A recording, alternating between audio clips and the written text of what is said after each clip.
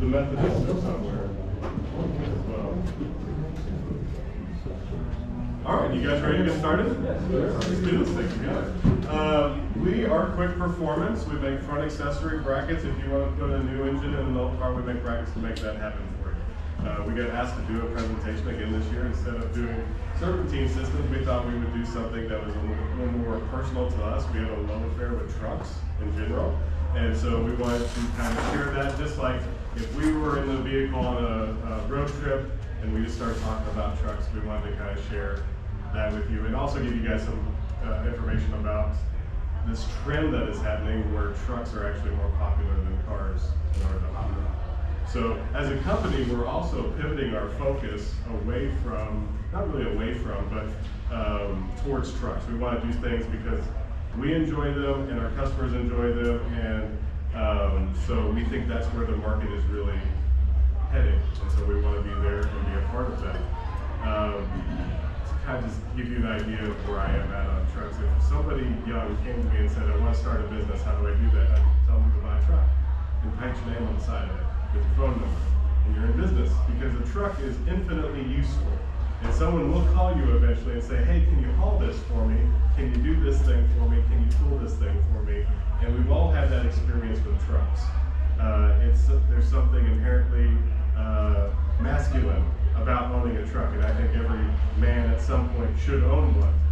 One of the interesting things about a truck is it always has this different configuration, where a car is steering wheel, seats. From the cab back of a truck, it's always different. It's always designed for the purpose that you're using it for, and so that ends up being much more akin to a tool than, say, a car would be, which is just basic transportation. And it becomes much more akin to what a horse used to be, kind of like your best friend, sort of, in a way of speaking. So finding the purpose for your vehicle is partially also finding your purpose. What are you actually going to use this for? And so can you have a hot rod that also is fun to drive, but it also is still useful? And so walking that line, I think, is a good summation of what hot rodding a truck is about. Some of my fondest memories growing up is when we would go on those long drives with my dad, and he would just start pining poetic about all the different history of vehicles and everything like that. And so I wanted to share that experience that I've had with you guys. And so he's going to walk us through, this is my father, Wayne Powell, he's going to walk us through the history of the different series of Chevy trucks. Hold your applause until So when we chose the name for this seminar, we knew that we weren't sure how big a crowd it was going to be, and so I'm pleasantly surprised that we have as many people as we do, because obviously if we put Chevy in the name of the seminar, that's going to eliminate some Ford and Mopar guys, and if it says trucks, that's going to eliminate some car guys. So you are our kind of guys, because we're Chevy guys and we're truck guys, and we assume you are, or want to be, or maybe are. We can convert you today if you aren't already one of those guys. So, Robert mentioned his name and mentioned my name. What we didn't mention was our friend over here, Chad Cohen, who some of you may know is Mr. Squarebody. So we're going to talk about some Squarebodies, but he's got a big YouTube channel, has a lot of followers, and does all kinds of Squarebody stuff. So we're going to get his expertise in here also. So, since we're talking about the history of Chevy trucks, who better than an old guy like me to talk about history? So, see, a couple of guys have almost as much or as little hair and as gray a beard as I do, but I'm probably about as old as anybody in the room. And here's my story about how I got interested in hot rods. And I'm sure all of you have some sort of history about what was it that got you interested in cars or trucks, what got you interested in hot rods. And it may have been because you saw a car or a truck, or you heard one once upon a time. You said, I like that, I want to do some of that. Well, for me, my dad was a farm machinery dealer, in a little town called Stockton, about 50 miles from here. And so we lived right next door to the machinery business. And so I actually grew up in a shop. So I was always fascinated with mechanical stuff. But my dad, right after World War II, decided he would add to the farm machinery business and become a Jeep dealer. Because Jeeps, obviously, in World War II, gained a great reputation, and so he thought that's something farmers would really latch on to. So he sold those for 3 or 4 years and discovered that a Jeep is not a good tractor and it's not really a good truck. It serves a certain purpose, but it wasn't what people thought maybe it was going to be. So you really don't want to pull a plow with it, you really don't want to run a mower with it, and it's kind of slow driving to town. So anyway, but he decided that there was an opportunity to add a car business, car dealership to the machinery business. Because the local John Deere dealer, so Chevrolets, the local Ford tractor dealer, so Ford trucks. So he decided to become a Dodge and Plymouth dealer, in addition to being an Alice Chalmers dealer. So since I grew up in the shop, he put me to work working in the parts department, restocking shelves and that sort of thing. And when I wasn't busy doing that, I spent hours going through the service manuals and the shop manuals and the parts manuals for Jeeps and Dodges and Plymouths from the late 40s and early 50s. And so that, I already had this mechanical interest and an interest in cars, but it was that magazine that really set me on the road to being a hot rodder.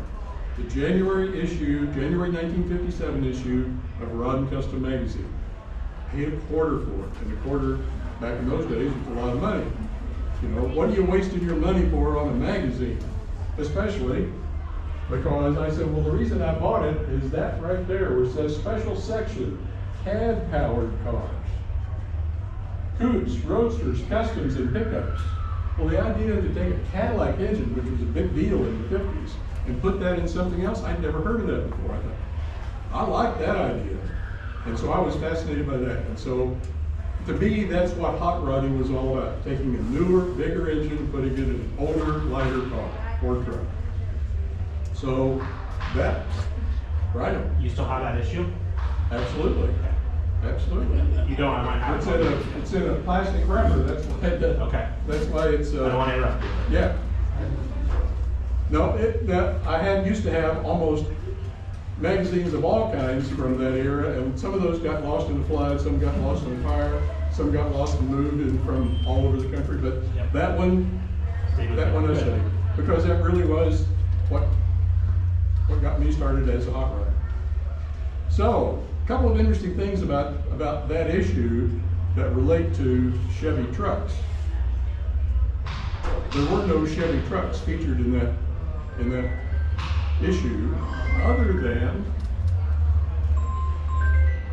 we'll test a little history here. Does anybody recognize that truck?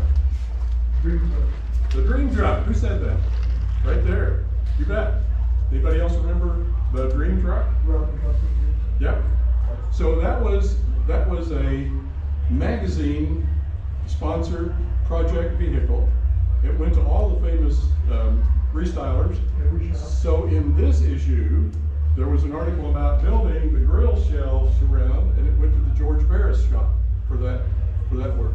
But it went to Neil, what's his name, and Gene Winfield, and went to all those places during its build. So Rod and Custom was doing a hot rod or custom truck, but that was kind of unusual because of all the rest of the vehicles, there was one Cadillac powered truck in that issue, and it was an F-100.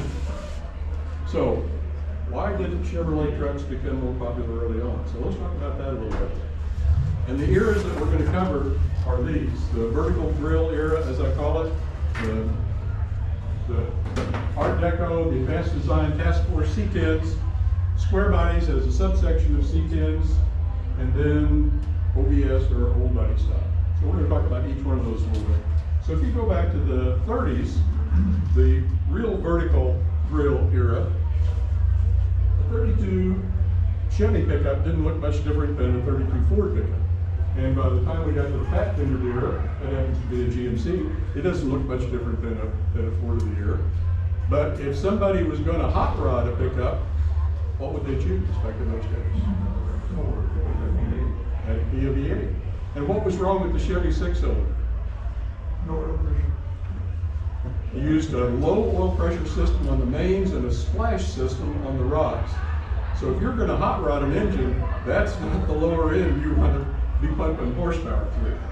So I think that's one of the big reasons why those trucks didn't become more popular until finally we'll see something that changed that as it came along. And of course, this really only is a 2-year car or truck, a 41 and a 46, because the Second World War intervened and there were no, there might have been a few 42s, but no civilian 43s, 4s, or 5s. So 41 and 46, so part of the reason why those didn't become more popular besides the engine was that there just weren't that many of them.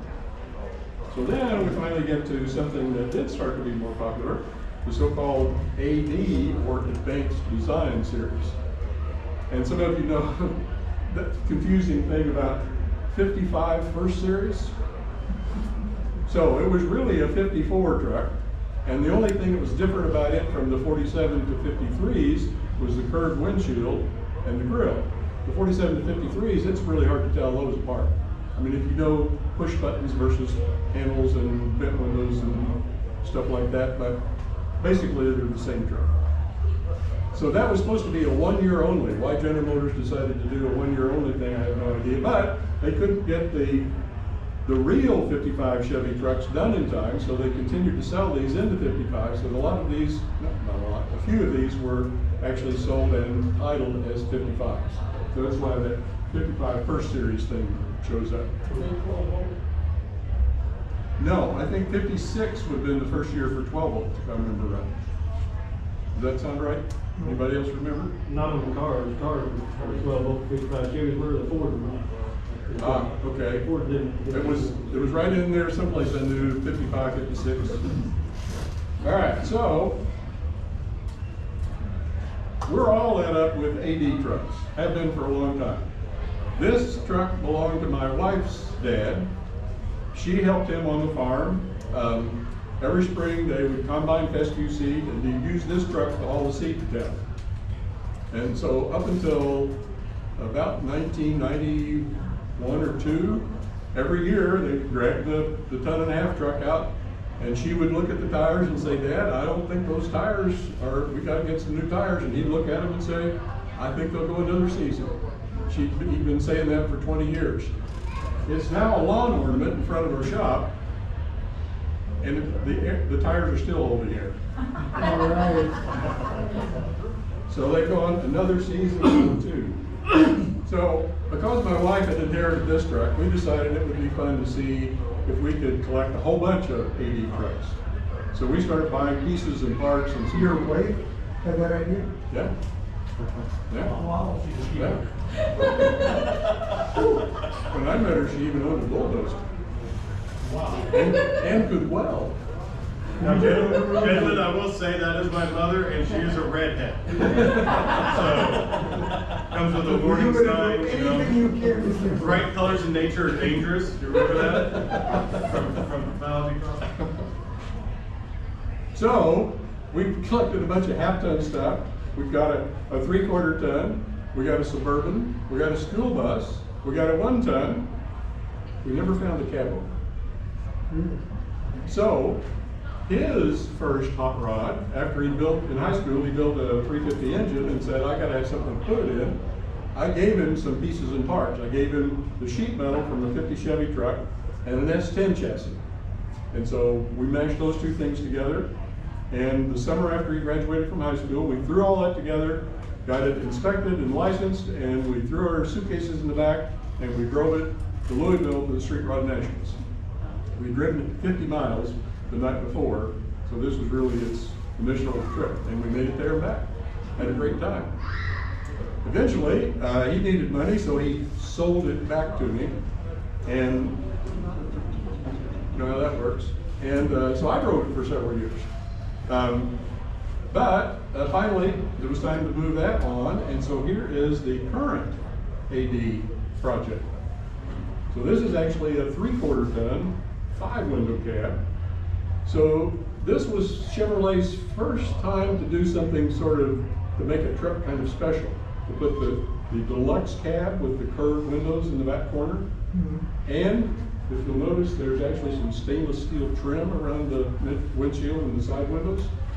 Regular trucks didn't have that. So this was something a little special. Not a big deal, but a step in the direction to say, well, maybe some people want something other than just a plain Jane truck.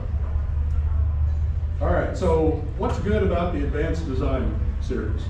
Well, I happen to think it's one of General Motors' better looking designs. The curved part of the fenders and the hood and the grille started to spread out across the front of the car, of the truck, rather than being the vertical part.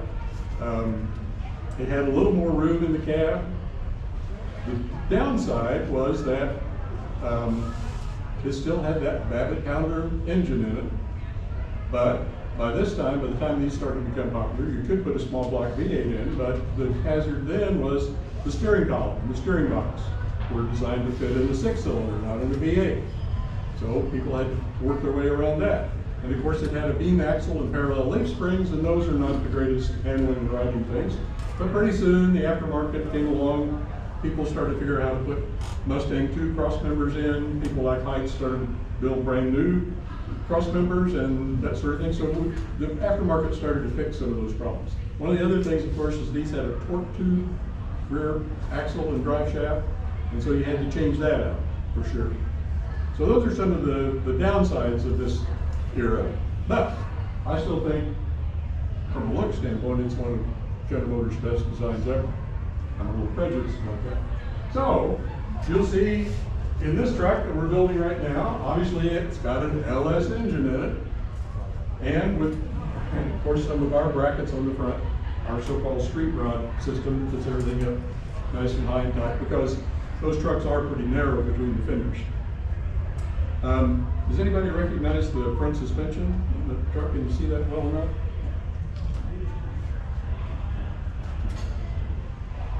That's not your typical Mustang 2, but it is a bolt-on aluminum cross member. Oh. Crown Vic, exactly. But Crown Vics are about this wide, and Navy trucks are about this wide, so we had to saw 5 inches out of the middle of it. What are you doing for a rack? Fox body Mustang. We discovered that 5 inches brought it in where the inner pivot points stay the same, so we don't change the bump steer. And the tie rods, if you look through the book long enough, you find there's some Taurus tie rods that have the right threads on the inner end to fit the Mustang rack, and the right threads on the outer end to fit the Crown Vic outer tie rod ends. So we haven't driven it yet, so I don't know for sure how it's going to work, but I think it's going to be great.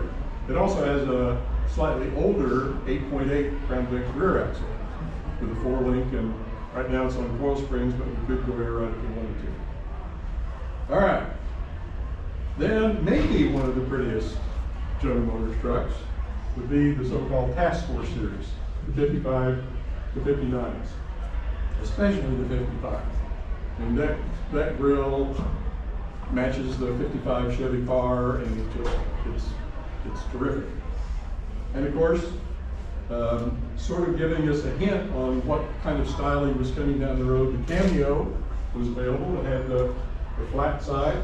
Of course, that actually was just a step side body with some fiberglass fenders on it, if you will. But it was a hint of what happened then in '58, which was a true steel fleet side. Now, that part was okay. That's good. I can go with the fleet side. This grille and quad headlights, that just that killed that cab. I mean, really, the same guy, the same team designed that, and then turned it into that. Oh, really? But It gets worse. it does. Exactly. You know what's coming next. Wait for it. How many do you sell? 7? Look at that mess on Oh. That's so bad. So, I may have some of the years wrong about this, but I believe at least 60 and 61 had a torsion bar suspension. How about 62? I think they changed it in 62. Is that when they switched coil springs? Okay. But The good news was it was independent front suspension, and it had the coil springs and truck arm in the back. So it was a more modern under chassis than the beam axle and leaf springs that even the task force trucks had. So this was a step in the right direction, but not from a styling standpoint.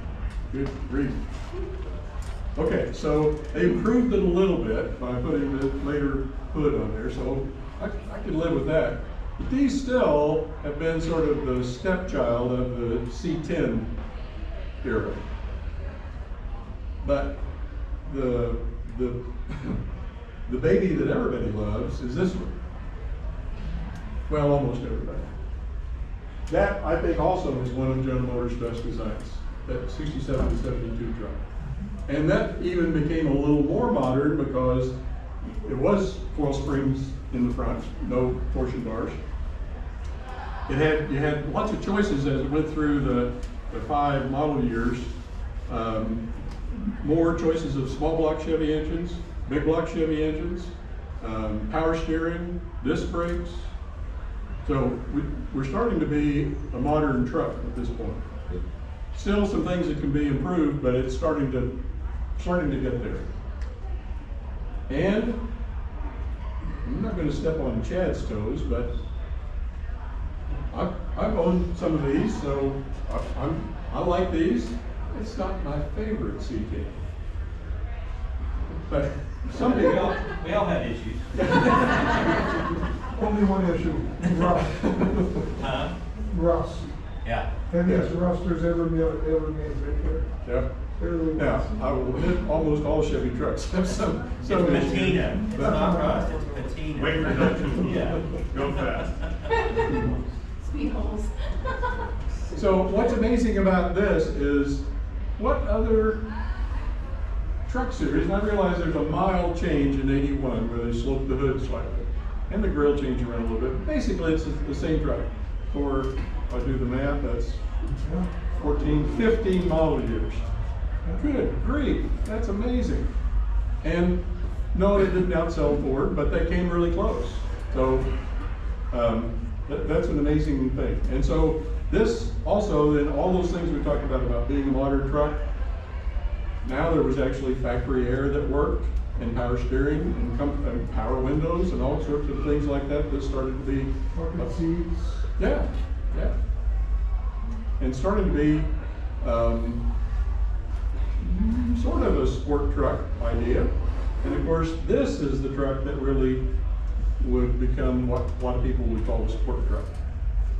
The GMT 400, or the old body style, and I'll cover that in a minute because it seemed strange when I first heard that these are called an old body style when it's one of the newer trucks we're talking about today, but I'll get to that. But when these came out in 1988, this guy really popularized them, Boyd Coddington, because he built a bunch of those for dealers where he put the fancy paint on it and put his new billet wheels that were a big deal, brand new thing back then. And so that really set off what I would call the sport truck craze. And General Motors even jumped in a little bit because in 91, 2, and maybe 3, they had the 454 SS truck, which had fancy wheels, and I think they lowered a little bit, and they had a 454 engine. And so General Motors even said, this deserves a little attention. There's a market for this sort of thing. Now, old body style. Why do they call this the old body style? Because what in half-ton trucks was 1988 through 98 in 3/4 and 1-ton trucks, Tahoes and Suburbans, those carried over that body style into 99 and 2000. So you walk into the auto parts store and say, I need something for a 99, they're going to ask you, well, they're going to ask you a bunch of stuff that doesn't matter, but they're going to say, is that a new body style or no body style? Because if it was a 99 half-ton truck, it would be the newer series with an LS engine, And if it was a 3/4 ton or a SUV, it was going to be this body style. So this is our personal fleet. So that's Robert's 2-door, 2-wheel drive Tahoe, or he still likes to call it a Blazer, because early on those were Blazers, and then Chevrolet decided, no, we're going to call it a Tahoe. And this one is my 2000 K2500 4-wheel drive, of course, K. Crew cab, short bed, 454 truck. Not ultra rare, but not all that many of them around. So anyway, that brings you up to date on the range of Chevrolet trucks from the early beginning to where we're going to stop. And we're stopping here partly because you can actually enter one of these trucks in an NSRA show. I mean, if it's 93 and earlier, it's legitimate, but you could probably... No, No? nobody would. No one would ever do that. Oh, well, that's good to know. So,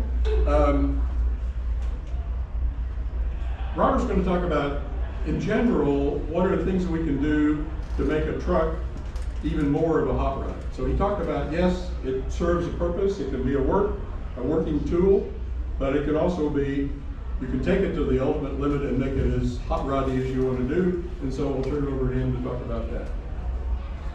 And I'll punch the buttons for you if you like. Yeah, that'd be great. He's punched my buttons long enough, so. Know where they all are. So I narrowed it down to basically 3 categories. You want to go faster, you want to stop sooner, and you want to ride nice. So the first one in there, Dad, isn't that just a glorious truck? I'm so happy I found that picture.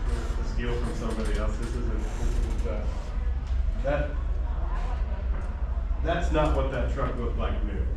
Everything about that has been touched, massaged, and now you can look at that, and if somebody told you that's a $200,000 truck, you'd go, yeah, that makes sense.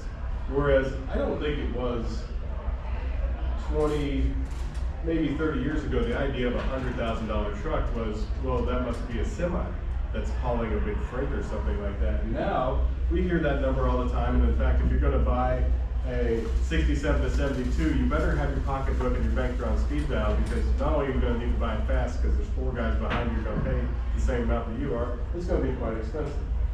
But the idea is, let's start with going fast. Everyone can agree with that's part of being a hot rod, and making a truck fast is usually pretty simple. It's a simple recipe: bigger motor, more horsepower. This here is a C10 that has a new LT motor in it. So 2014 and later, GM trucks had this LT motor in it. A couple interesting things if you're thinking about doing an LT swap, because these have become what the salvage yard used to be for LS. You used to be able to go get a 5.3 liter in the salvage yard, $500. You've all heard the story. That doesn't exist anymore. It may somewhere, but it doesn't exist anymore. It's going to be more expensive. It's going to be really high mileage. And it's hardly worth doing that when you can go to GM and for $8,000 have a brand new motor with a warranty that's going to be 450 horse out of the gate. It's not the same thing. But for a few $1,000s, you can have an engine, transmission, and a wiring harness just like the good old days. Now, on this particular application, it doesn't have hydraulic power steering. So that's going to be an issue in your old C10 truck.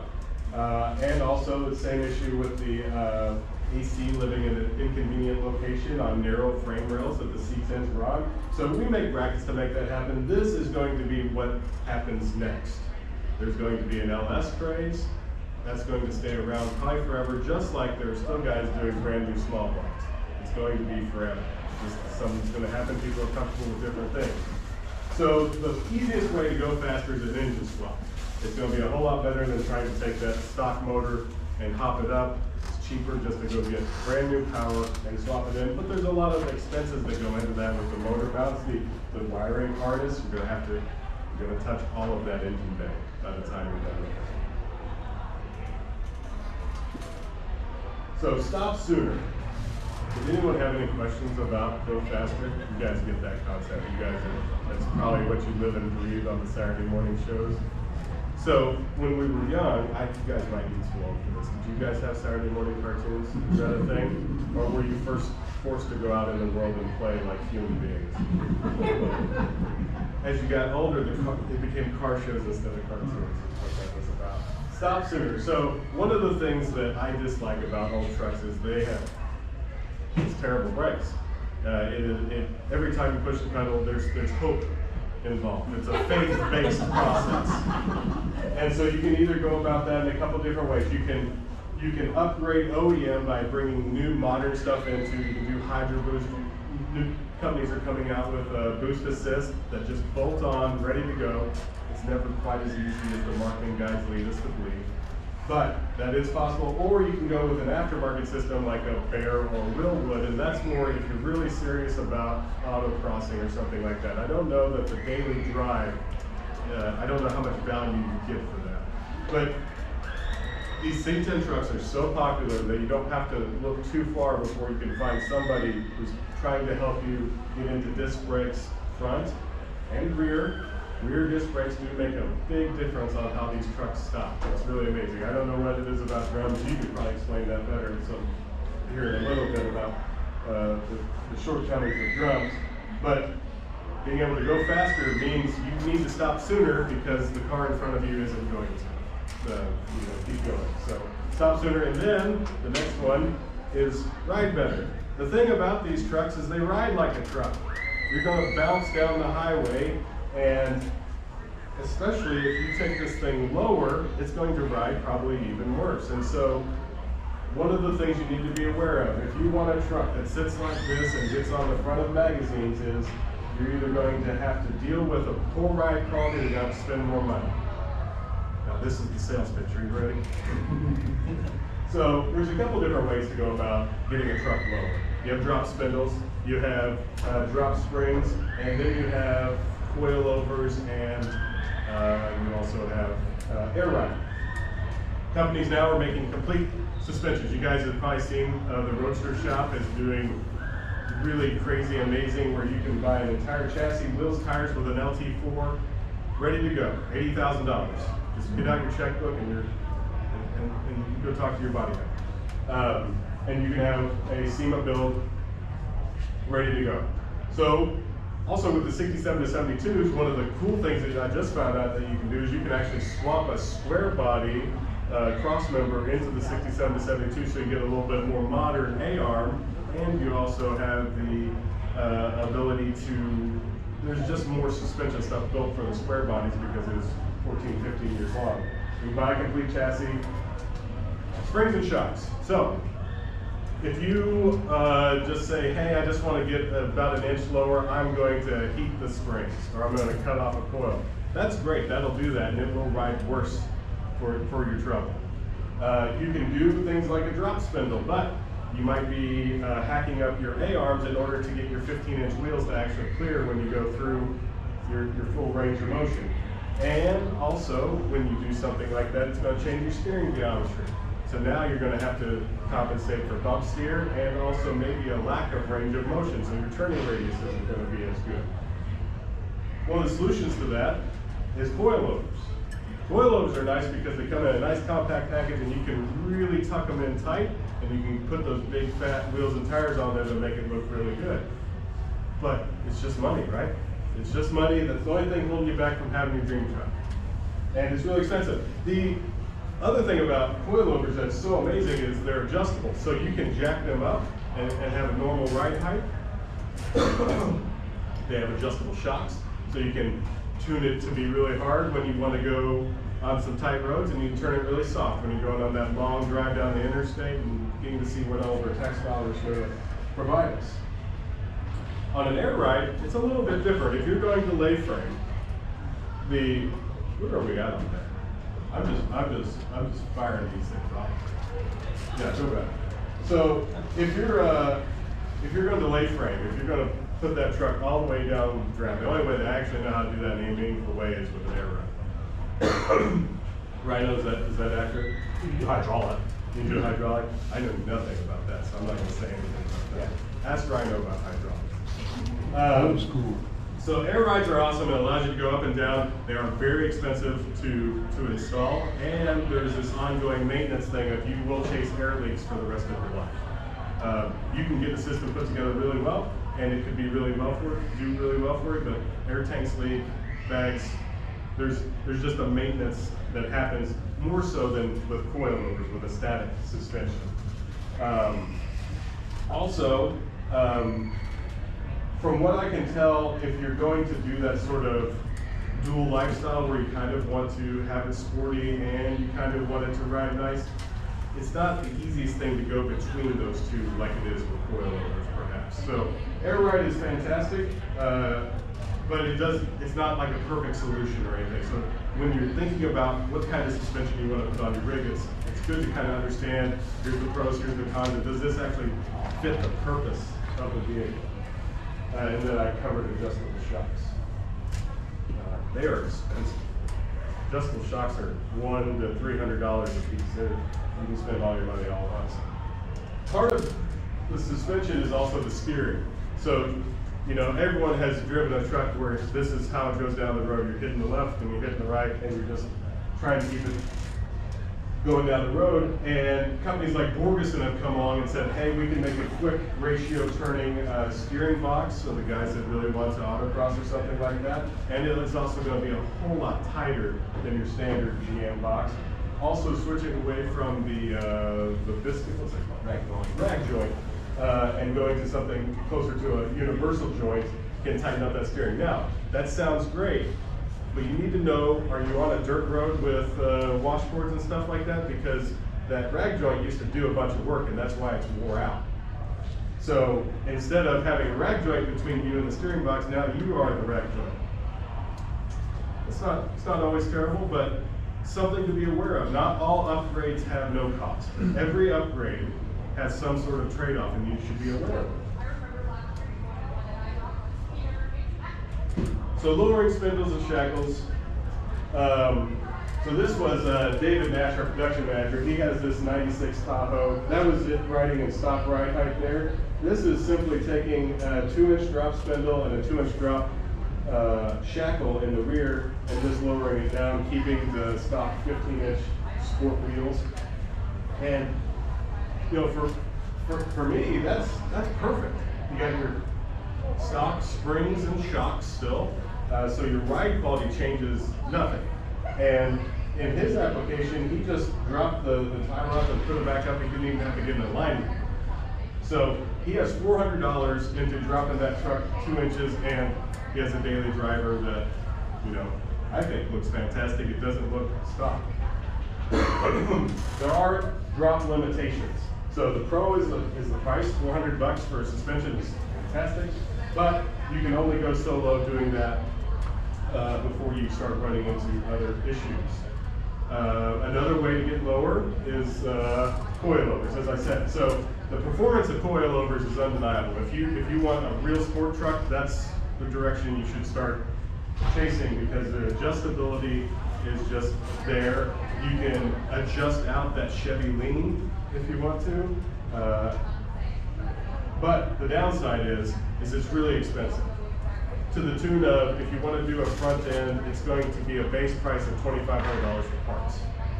And so if you install that, that's fantastic. Then you go to the alignment shop. You still need to do something in the rear end, like a flip kit or something of that nature.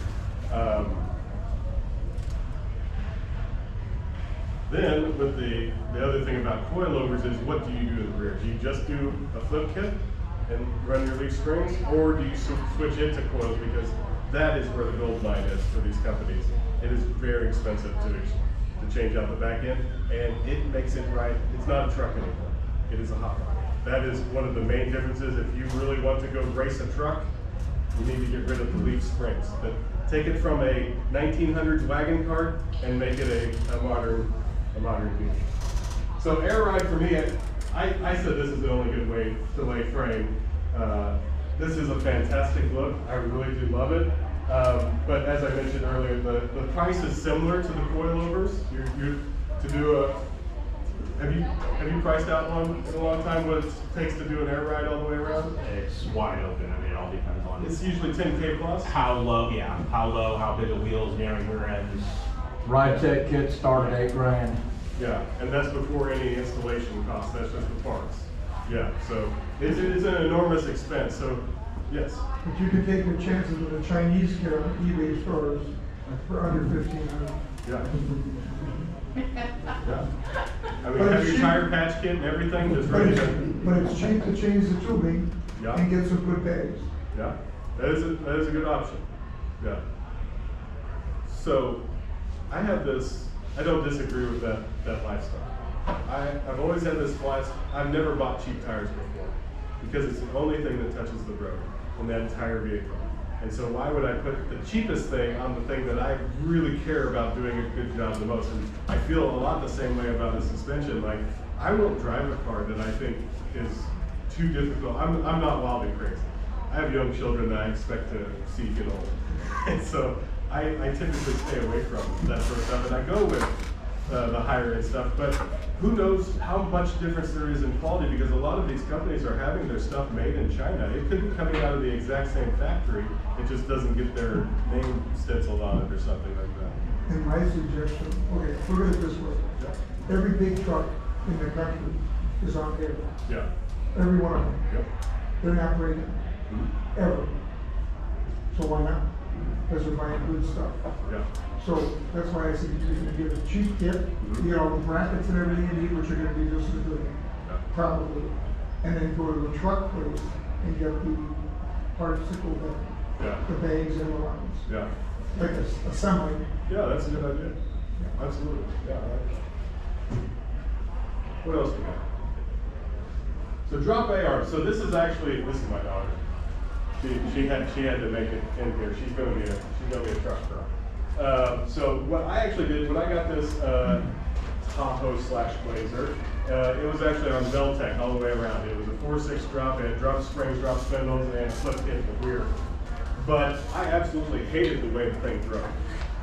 It's my daily commuter. I drive it 5 days a week unless I have to do something with my other vehicle. And so I wanted it to ride nice. It was actually at the time too also on 20-inch rims with really small tires.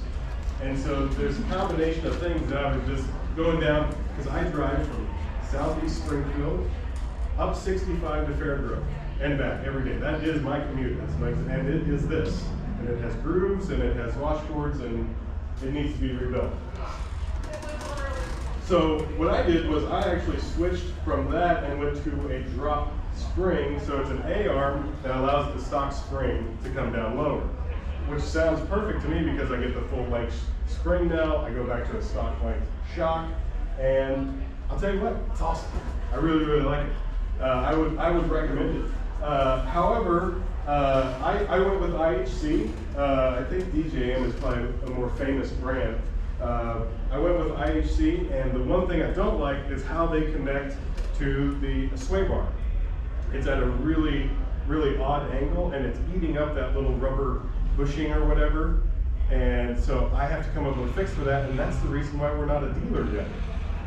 I called them up and they said, oh, that's normal. And I'm like, it's not good enough. And so I'm working on fixing their suspension at the moment. Everything else about it I absolutely love. It's just that one thing I do not like.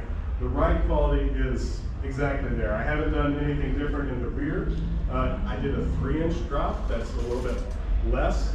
But I went to 18-inch wheels and a little bit larger tire. I actually went back to what a factory size overall diameter would be. And that has made an enormous difference in how the vehicle handles on a daily basis. It still looks good. It still looks good. Yeah. I wouldn't actually change it at all. I wouldn't want it to be any lower. I don't have to worry about speed bumps. I can just go in the mall parking lot and go over a speed bump, and I don't have to think, is this going to drag on the frame this time? It's just not an issue. The downsides to it is it does change the steering geometry just a little bit. I do have, under extreme conditions, I have bump steer now. So if I really hit a nice bump, I can feel the tires do that little number, and you just have to have a hold of the steering wheel and actually drive the vehicle. And the turn radius isn't quite what it used to be. These actually tuck in the wheels a little bit, which is nice because it gives you a natural staggered stance. So I don't have to have different sized wheels and tires to get a staggered stance, and I can rotate them like a normal truck. But my turn radius isn't, it's not glorious. I have the unfortunate I turn in and then I back up and then I turn in again. It's just part of truck life, I guess. What's next?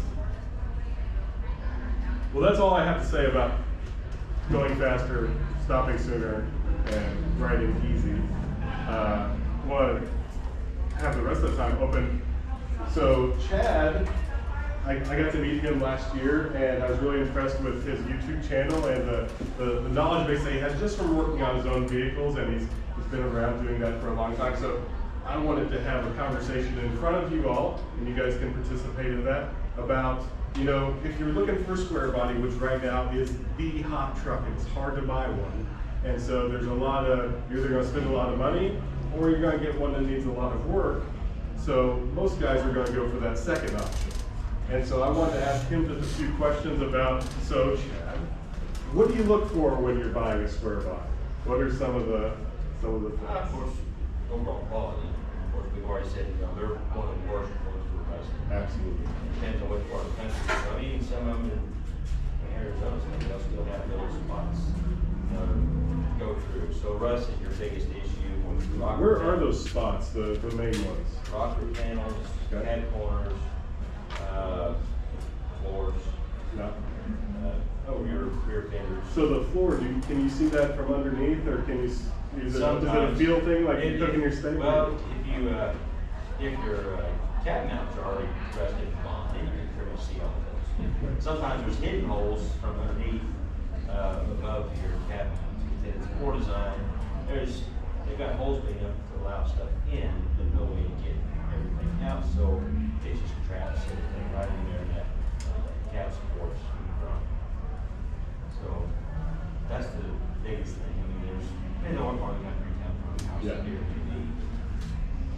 What else do you look for? Towards price. Right. Just, I mean, I guess it depends on what you're wanting to do. Right. You don't want to buy it one time.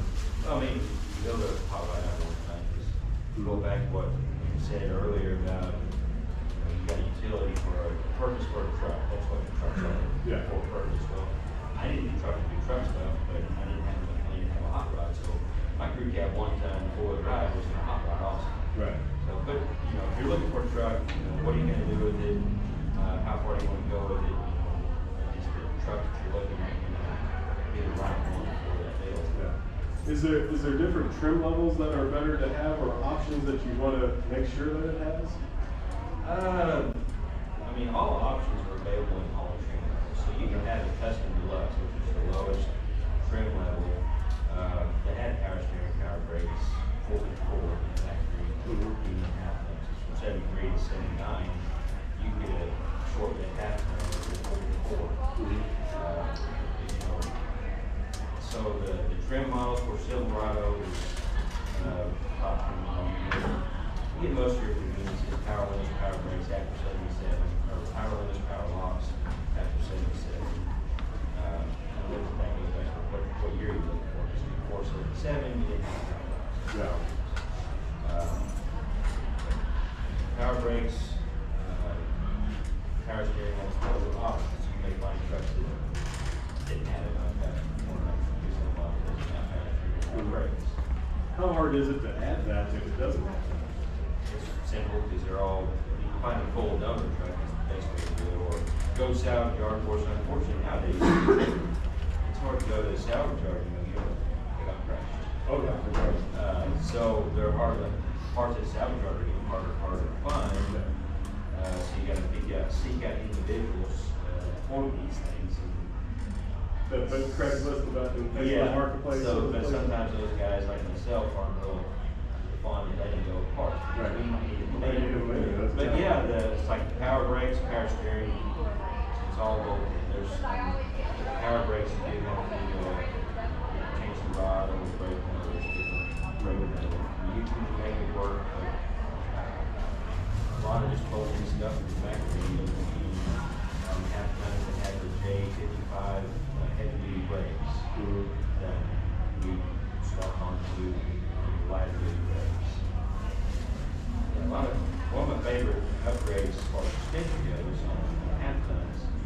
is to, I go to salvage yard or wherever, scrap yard, and find a heavy duty 3/4 or 1 ton front sway bar.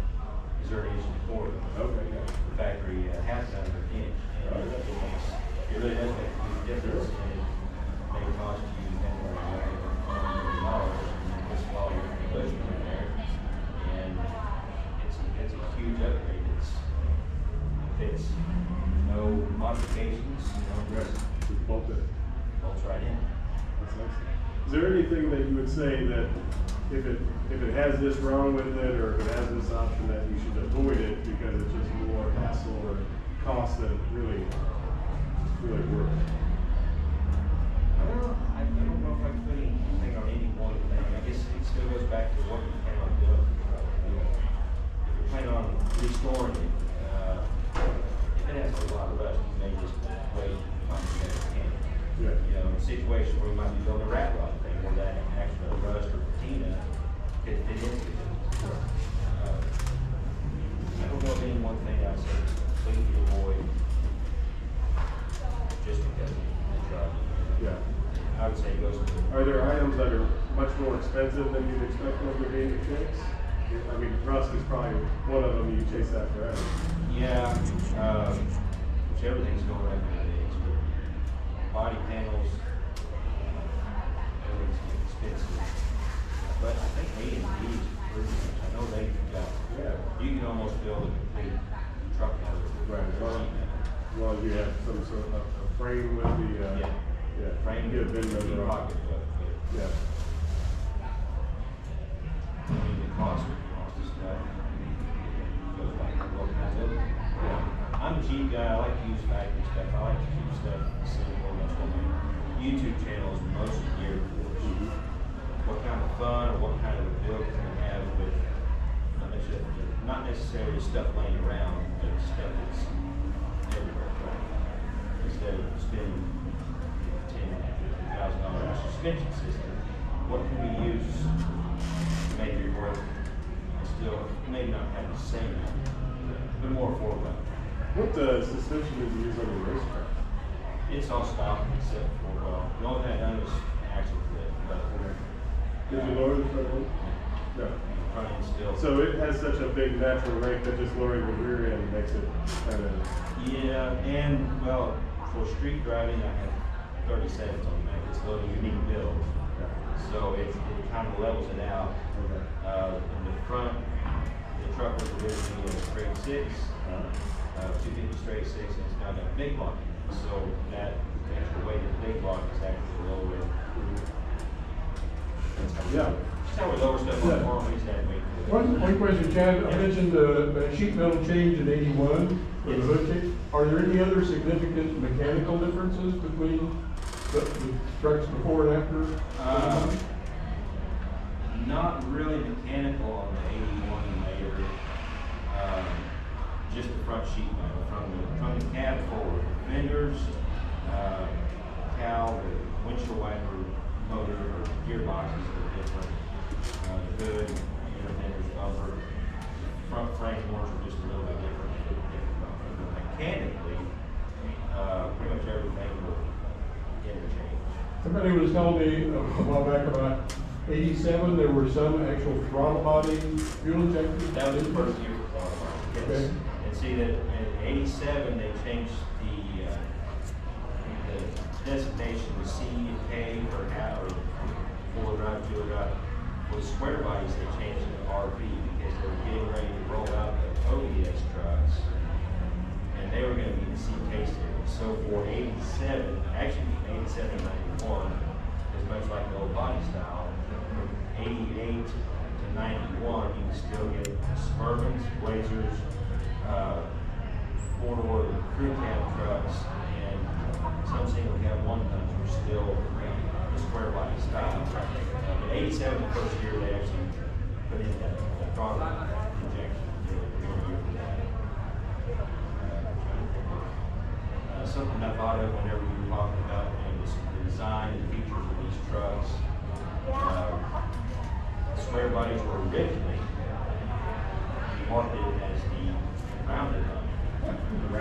The rounded line, yes. And you know, I've never never really seen a definitive answer exactly why they do that. You go back in time and say, well, why do you call it that? Because they're square. I mean, they're more block than what the previous model years were. But I think what it was is the top edge of the fenders was more rounded. The cab was more rounded. It didn't have the drip rail. But actually in '73, when the Squarebody premiered, they didn't even have drip rails. They were dealer options. 74, they became a factory option, and then 75 on up, they were standard. The drip rails, the stainless strip rails on square bodies were not originally put on the trucks because they wanted to keep it sleek. And they were also one of the first trucks to be computer designed. They used had computers to help design the overall part of the truck and to be more precise and to, for ergonomics. They kind of built the truck around a person instead of just building a piece of tool for people to use. Everything's made up. That's why they had a better ride. They used computer-aided stuff that actually designed the suspension computerized. And the wind tunnels. They use wind tunnels, I guess, a lot too for the aerodynamics of the truck. Because they were more aerodynamic in the 67 or 72s. Guys, I want to make sure we finish on time, so we've got a little quiz for you and some prizes if you answer the quiz right. Chad will be in our booth, so if you guys have questions for him, Yeah, we can do that then. absolutely. So you gotta hold up your hand quick, because the prize is going to go to whoever Robert decides answered the question first. Oh Lord, I'm the judge. All right. Yep. So are we ready? So, what was the first year for a 6-cylinder Chevrolet truck?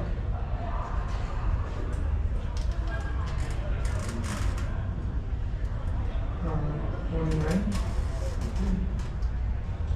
Give that man a cap. You own yourself a baseball cap. Stop by the booth after. Put that head of hair.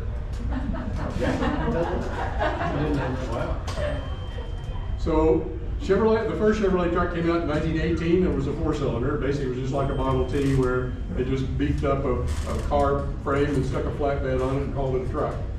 So, but the first actual 6-cylinder was 29, and that's part of what got Henry Ford excited, because he said, "Oh God, we got to do something to one up those guys, so we're going to do a V8."